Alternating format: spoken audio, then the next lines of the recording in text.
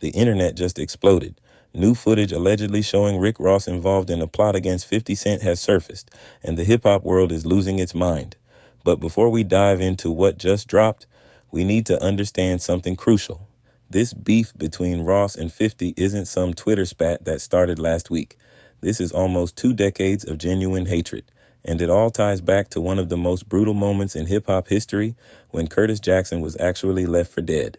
Let's rewind to May 24th, 2000. 50 Cent was sitting in a Jeep outside his grandmother's house on 134th Avenue in South Jamaica, Queens.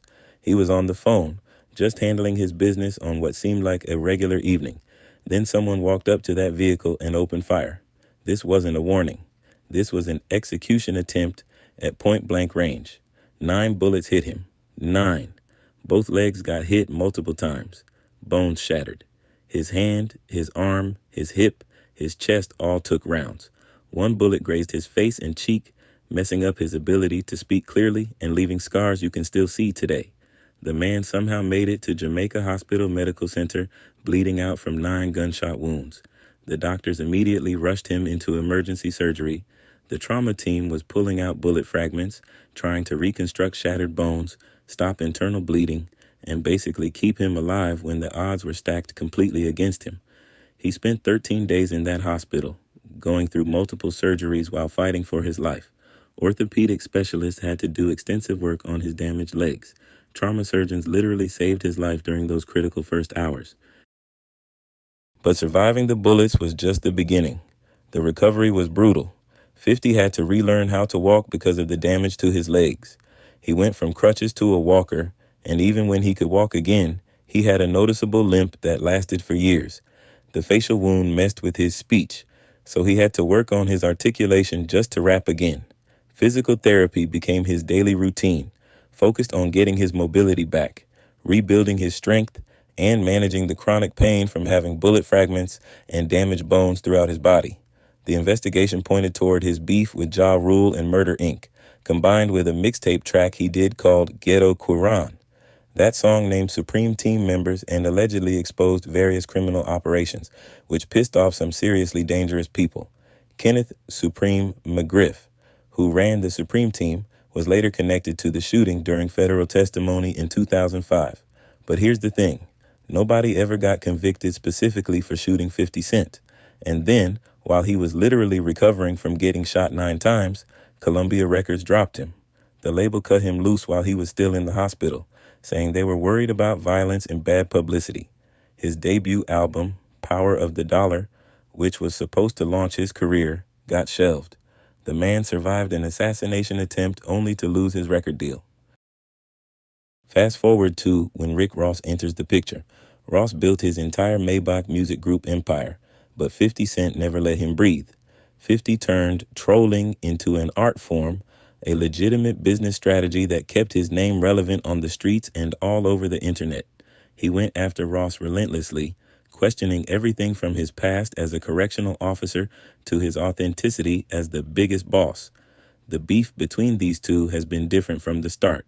This isn't subliminal shots and vague Instagram posts.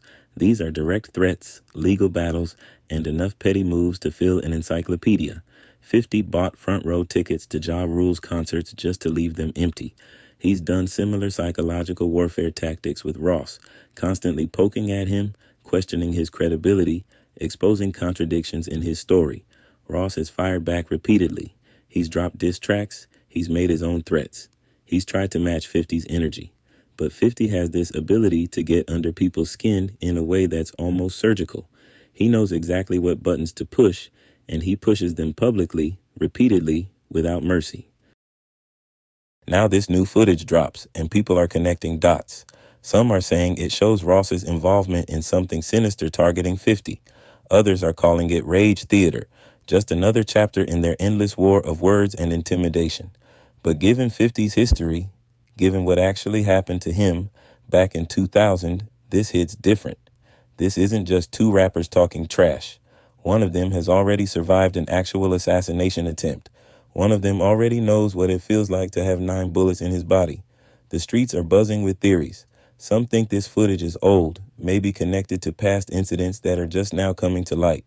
Others believe it's recent, suggesting the beef is escalating beyond social media posts and diss tracks. The problem is, with 50 Cent's history, with what he's already been through, nothing seems too far-fetched. The man literally survived what should have killed him, came back stronger, and built an empire while constantly antagonizing his enemies. What makes this particularly wild is 50's response. According to reports, he came back after this alleged incident not just alive, but energized. That's the thing about Curtis Jackson. Every attack, every attempt to take him down seems to fuel him rather than slow him down. He survived 9 bullets and turned that into part of his legend. He lost his record deal and came back with Eminem and Dr. Dre backing him, dropping Get Rich or Die Tryin' and becoming one of the biggest names in hip-hop. Rick Ross has built his own empire, no question. Maybach Music Group has signed major artists, dropped successful albums, and Ross has established himself as a significant figure in hip-hop.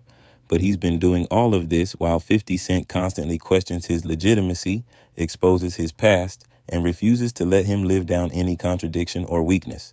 The question everyone's asking now is whether this footage represents something real or if it's just another episode in their ongoing saga. Is this actual evidence of a serious threat, or is it being blown out of proportion by the internet and media desperate for drama? Given their history, given the genuine hatred these two have shown for each other over nearly 20 years, it's hard to dismiss anything completely.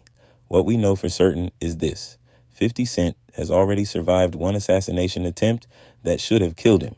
He's already been dropped by a label, counted out by the industry, and left for dead. And every single time, he's come back stronger and more determined. Ross has tried to build his legacy while constantly being targeted by arguably the pettiest and most relentless troll in hip-hop history.